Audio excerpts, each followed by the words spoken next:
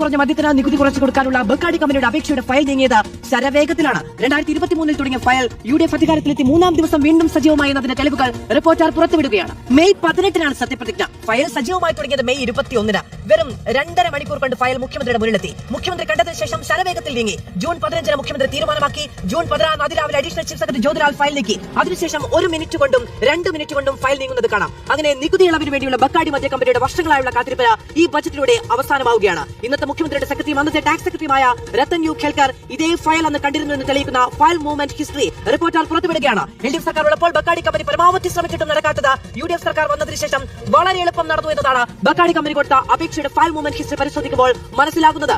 ഈ വേഗത ഇന്ത്യയിലെ ഏറ്റവും വലിയ മദ്യരാജാക്കന്മാർക്ക് വേണ്ടിയായിരുന്നു എന്നുള്ളതാണ്. കഴിഞ്ഞ 3.5 വർഷമായി സംസ്ഥാനത്ത് നടക്കാത്ത ഒരു ഫയൽ വളരെ വേഗം അതിൽ നികുതി ഇളവ് പ്രഖ്യാപിക്കാനുള്ള നീക്കമായിരുന്നു എന്നുള്ളതാണ്.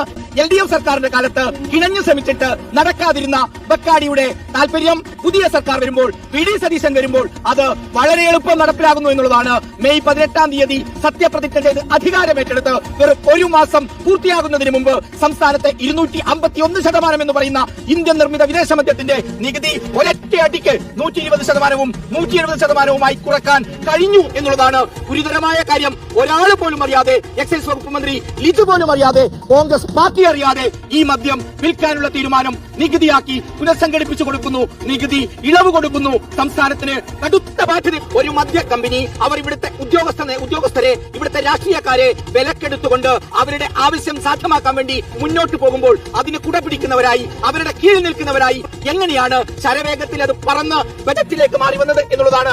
എല്ലാ തീരുമാനത്തിന്റെയും ഇടയിൽ ഒളിപ്പിച്ചു വെച്ചുകൊണ്ട് ഒരാളോടും പറയാതെ, എക്സൈസ് വകുപ്പിന്റെ മന്ത്രിയോടുകൂടി പറയാതെ എങ്ങനെയാണ് ഇത്തരം ഒരു തീരുമാനം സംസ്ഥാനത്ത് നടപ്പിലായത് എന്നുള്ളതാണ്. 2023 ഡോക്ടർ രത്തൻ യു ഖേൽക്കർ ആ ഫയൽ കാണുന്നുണ്ട്. രത്തൻ യു ഖേൽക്കർ മുഖ്യമന്ത്രിയുടെ സ്റ്റാഫിലേക്ക് വന്നതുമായി ബന്ധപ്പെട്ട് ചില വിവാദങ്ങളും ചില ആരോപണങ്ങളും ഒക്കെ ഉണ്ടായിരുന്നു. സ്വാഭാവികമായും ആ വഴി ഇങ്ങനെയായിരുന്നു എന്നത് പറയുമല്ലോ പ്രസാദ്. 1 മിനിറ്റ്, 2 മിനിറ്റ്, രാത്രി മുഖ്യമന്ത്രി ഏതാണ്ട് 10:15 മണിക്ക് ഫയൽ നോക്കുന്നു. രാവിലെ സെക്രട്ടറി അത് 8:45 ഈ ഔദ്യോഗിക സമയം ആരംഭിക്കുന്നതിന് മുൻപ് നോക്കുന്നു. അതിനുശേഷം ഫയൽ മൂവ് ചെയ്യുന്നത് 10:41, 10:42 ഈ വേഗത്തിലാണ്. സ്വാഭാവികമായും ആർക്ക് വേണ്ടിയാണ് ഈ ധൃതി ഉണ്ടായത് എന്നൊരു ചോദ്യം ഉണ്ടാകും.